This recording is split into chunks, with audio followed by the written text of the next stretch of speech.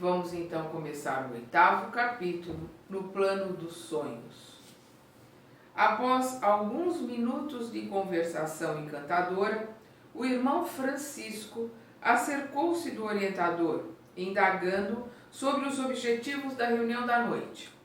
Sim, esclareceu Alexandre afável, teremos alguns trabalhos de esclarecimento geral a amigos nossos, relativamente a problemas de mediunidade e psiquismo, sem minúcias particulares.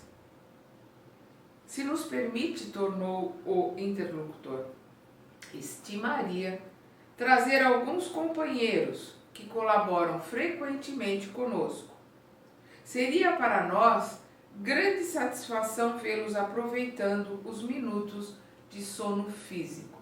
Então nós estamos vendo que essa reunião é para encarnados e desencarnados. Os encarnados em desdobramento durante o sono físico. Sem dúvida, destina-se o serviço de hoje à preparação de cooperadores nossos, ainda encarnados na crosta. Estaremos à sua disposição e receberemos seus auxiliares com alegria. Francisco agradeceu sensibilizado e perguntou: poderemos providenciar? Imediatamente, explicou o instrutor sem hesitação. Conduz os amigos ao sítio do seu conhecimento. Afastou-se o grupo de socorristas, entre aspas, o grupo do Francisco, deixando-me verdadeiro mundo de pensamentos novos. Segundo informações anteriores, Alexandre dirigiria naquela noite pequena assembleia de estudiosos e assim que nos vimos a sós, explicou-me solícito. Nosso núcleo de estudantes terrestres já possui certa expressão numérica. No entanto, faltam-lhe determinadas qualidades essenciais para funcionar com pleno proveito. Em vista disso, é imprescindível dotar os companheiros de conhecimentos mais construtivos. E como julgasse útil fornecer-me informações pessoais destinadas à minha própria elucidação, acrescentou gentilmente. Atendendo às injunções dessa ordem, estabeleci um curso de esclarecimento metódico para melhorar a situação. Nem todos sabem se valer das horas de sono físico para o incentivo de semelhantes aquisições, mas se alguns lavradores mais corajosos não se dispuserem a cultivar algumas sementes a fim de iniciar-se mais tarde a cultura intensiva, jamais a comunidade ruralista alcançará a lavoura farta. Então ele está colocando aqui, que nem todos sabem aproveitar as horas do sono. Infelizmente, a maioria de nós, durante as horas do sono, vai satisfazer vontades e prazeres durante o dia que ficaram ocultos, que ficaram ali escondidos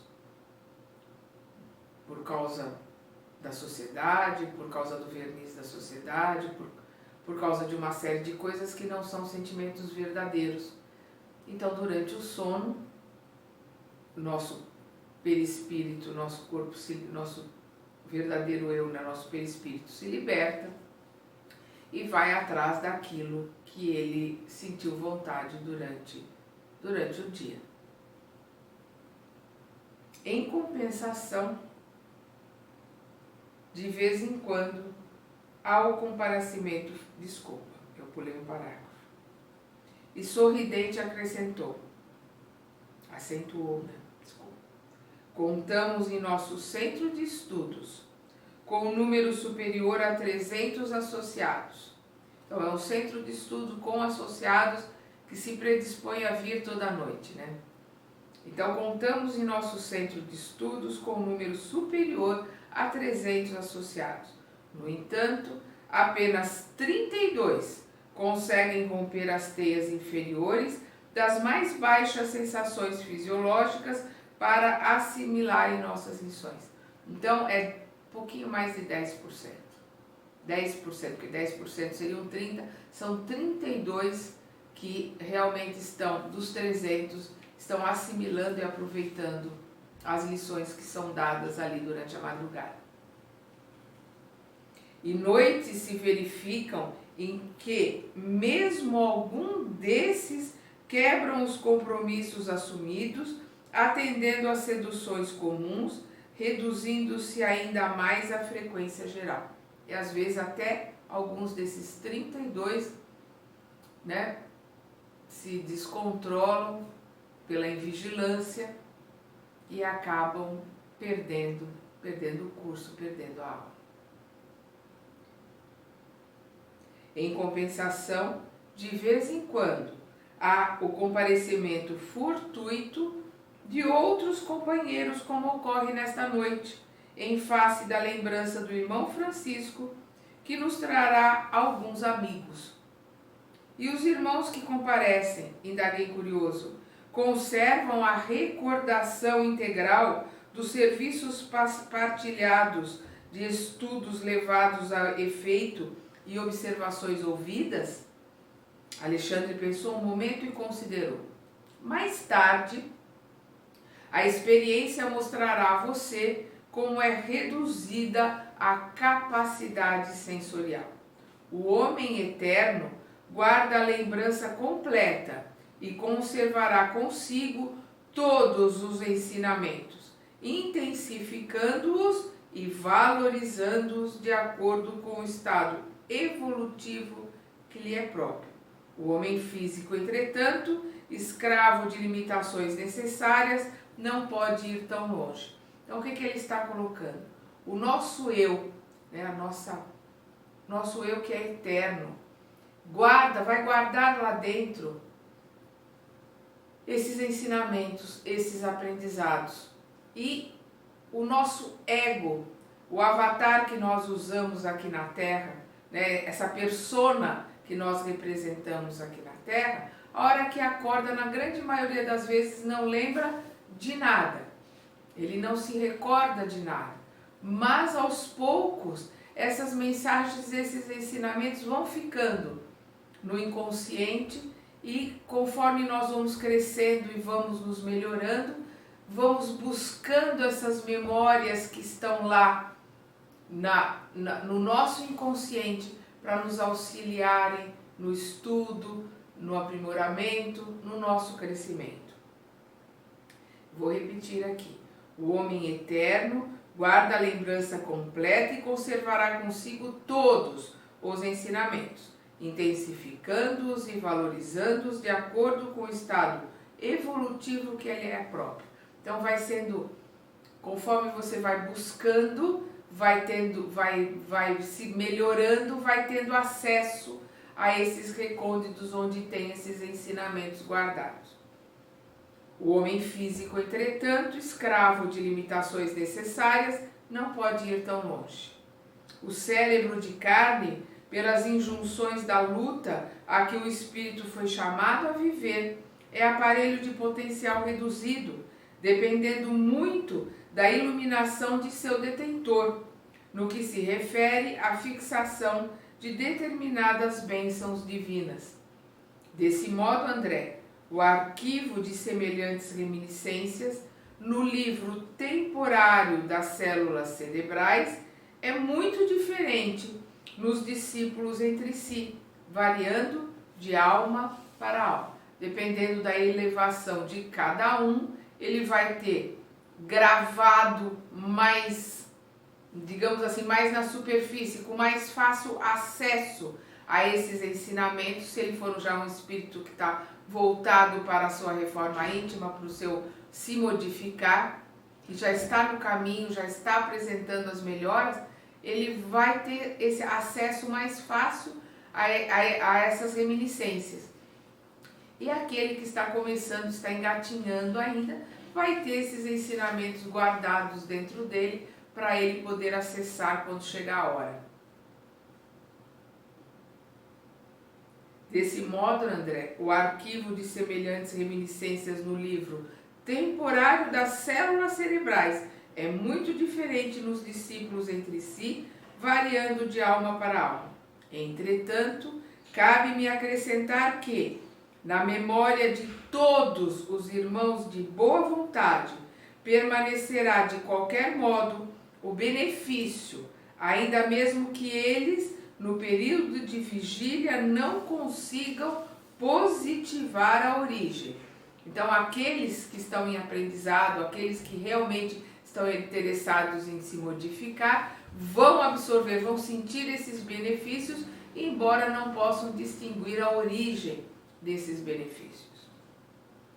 As aulas, no teor daquela que você assistirá nesta noite, são mensageiras de inexprimíveis utilidades práticas, despertando na crosta, depois delas, os aprendizes experimentam alívio, repouso e esperança, a par da aquisição de novos valores educativos.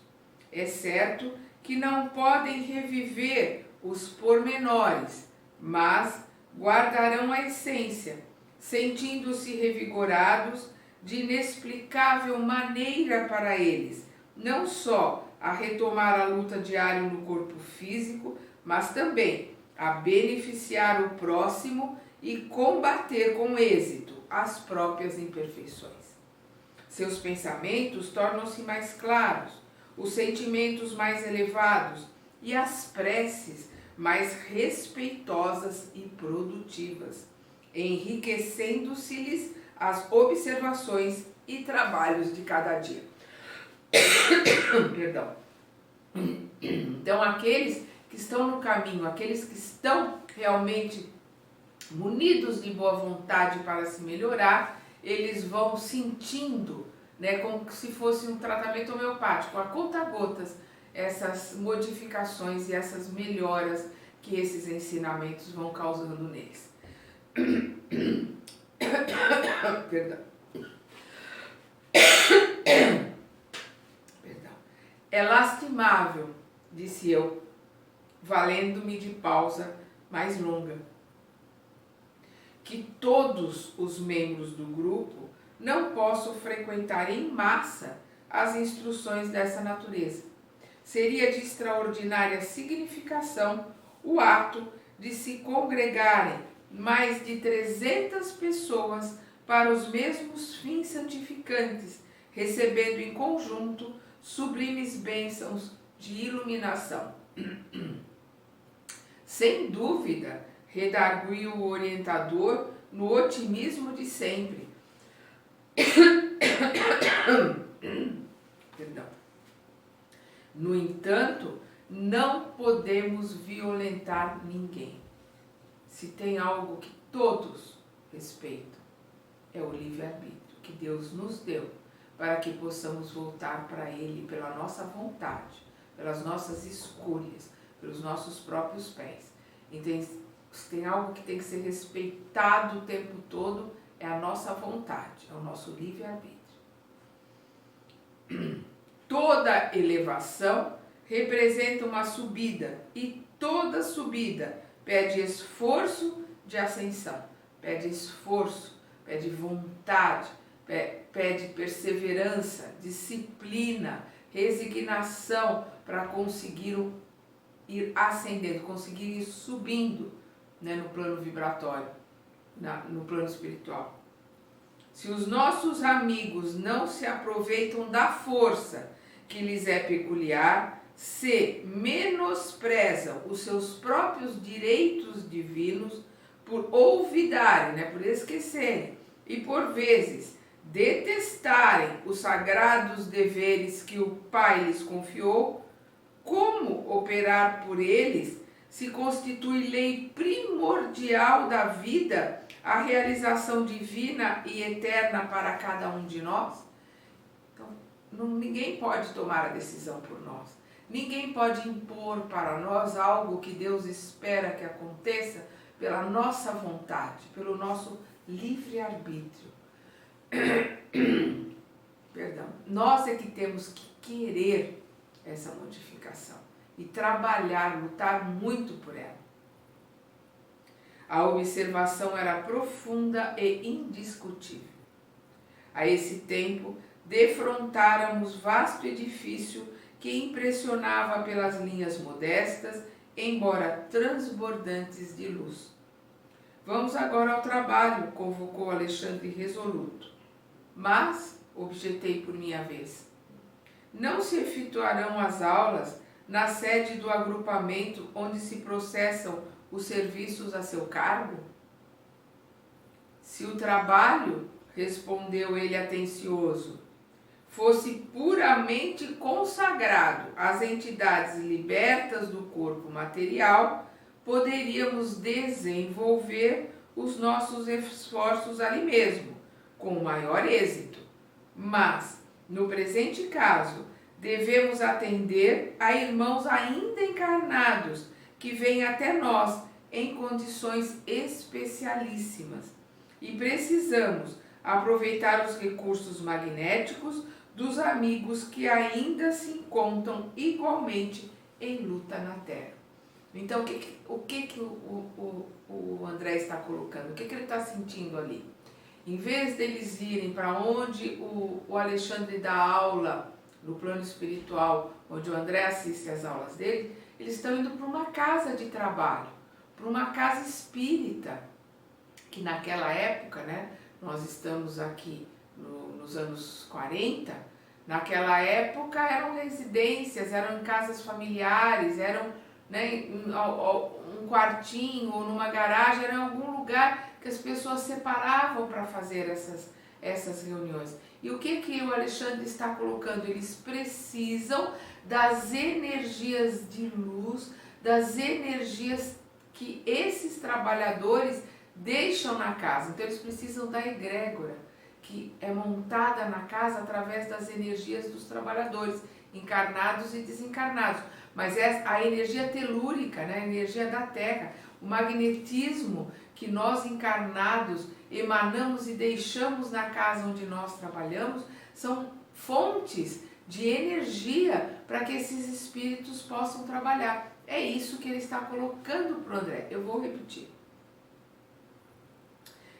Ele pergunta, né, por que não é lá onde eles assistem às aulas. Se o trabalho, respondeu ele atencioso, fosse puramente consagrado às entidades libertas do corpo material, poderíamos desenvolver os nossos esforços ali mesmo, com maior êxito. Mas, no presente caso, devemos atender a irmãos ainda encarnados, que vêm até nós em condições especialíssimas. E precisamos aproveitar os recursos magnéticos dos amigos que ainda se encontram igualmente em luta na Terra. Então, eles precisam dos recursos magnéticos que aquela casa de trabalhadores ali encarnados deixam na casa onde eles trabalham. E chegados diante da porta de entrada, onde se movimentava grande número de companheiros de nosso plano, o instrutor explicou: temos aqui uma nobre instituição espiritista, a serviço dos necessitados, dos tristes, dos sofredores. O sagrado espírito de família evangélica permanece vivo nesta casa de amor cristão que o Espiritismo ergueu por intermédio de uma venerável missionária do Cristo. Nossos trabalhos se desdobrarão aqui com mais eficiência relativamente aos fins a que se destinam. Como é interessante, acentuei, o fato de necessitarmos dos ambientes domésticos para instruções aos companheiros encarnados.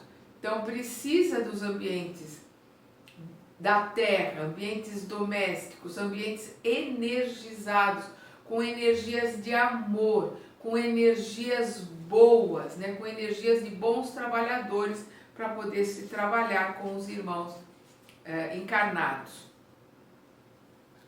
Sim, comentou Alexandre com elevada sabedoria, você não pode esquecer que grandes ensinamentos do próprio Mestre foram ministrados no seio da família. A primeira instituição visível do cristianismo foi o lar pobre de Simão Pedro, em Cafarnaum. Uma das primeiras manifestações de Nosso Senhor diante do povo foi a multiplicação das alegrias familiares numa festa de núpcias, em pleno aconchego do lar. Muitas vezes visitou Jesus as casas residenciais de pecadores confessos, acendendo novas luzes nos corações. A última reunião com os discípulos verificou-se no cenáculo doméstico. O primeiro núcleo de serviço cristão em Jerusalém foi ainda a moradia simples de Pedro, então transformado em baluarte inexpugnável da nova fé. Inegavelmente, todo o templo de pedra, dignamente superintendido, funciona qual farol no seio das sombras, indicando os caminhos retos aos navegantes do mundo. Mas não podemos esquecer que o movimento vital das ideias e realizações baseia-se na Igreja viva do Espírito, no coração do povo de Deus. Então, uma casa que realmente se trabalhe com amor, perdão, que se trabalhe com boa vontade, ela é um farol que dá para se ver do espaço, dá para se ver do plano espiritual, aquele farol ali, para eles poderem trabalhar. E é isso que ele está explicando pro André, que as casas espíritas, como os lares que realizam o evangelho no lar, onde as pessoas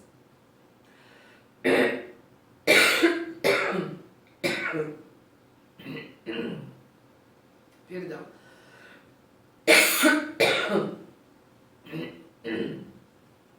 onde as pessoas têm bons sentimentos, elas mantêm uma energia e elas têm uma luz que são faróis acesos, que dá para ser visto. E como ele colocou aqui, as primeiras casas, a casa do caminho, foi na casa de Pedro. As primeiras reuniões de Jesus foi na casa dos pescadores, foi na casa de publicanos, na casa de Zaqueu, aquele que subiu na árvore para poder ver Jesus, que era um publicano. Então, é o que ele está colocando aqui, são essas energias de amor, energias da família, que é o primeiro núcleo, que é onde deve nascer os ensinamentos de Jesus e ali crescer e predominar as boas energias.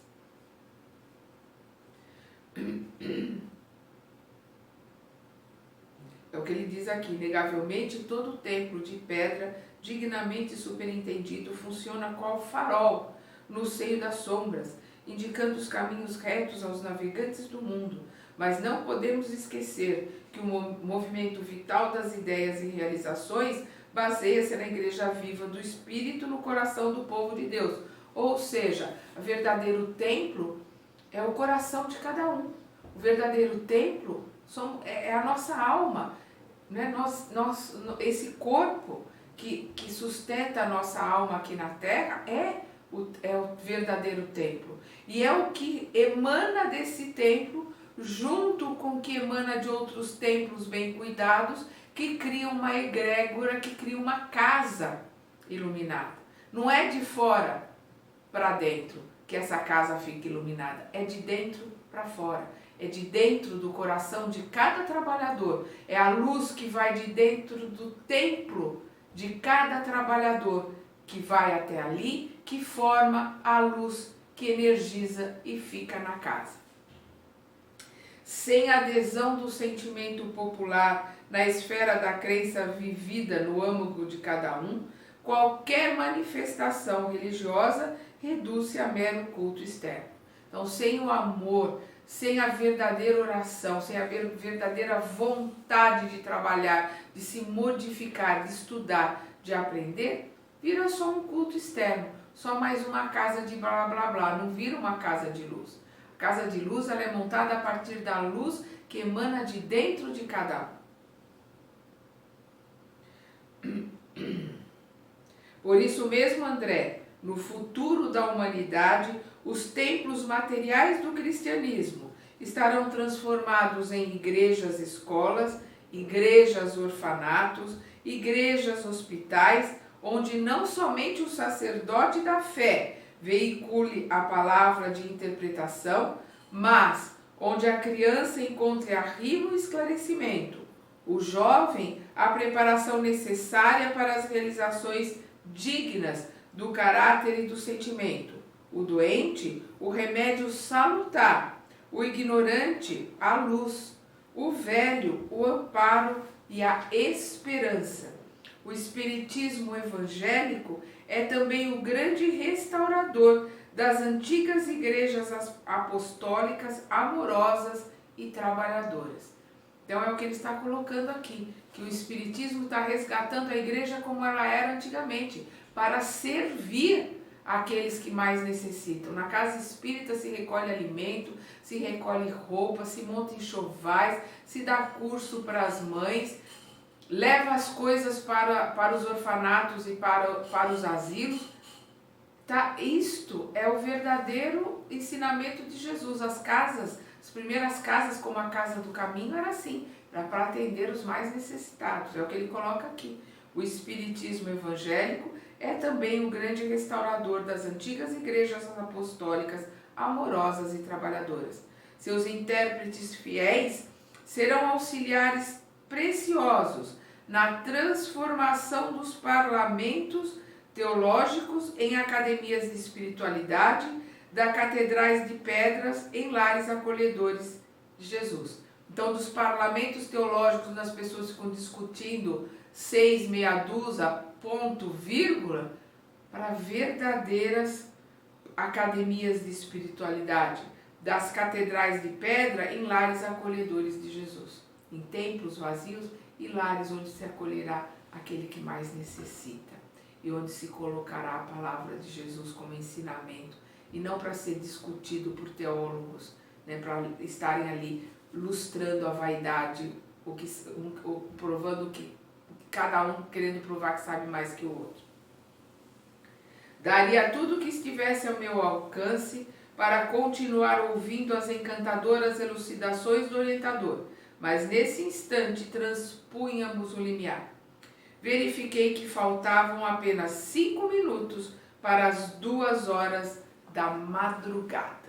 Então nós vamos ver que vai começar esse curso. A maioria dos cursos, como nós vemos nos livros de André Luiz, nesse e em outros livros, são das 2 às 4 da manhã. E nós vamos ver aqui o começo desse curso, o começo dessa aula aqui com o Alexandre, na segunda parte deste capítulo.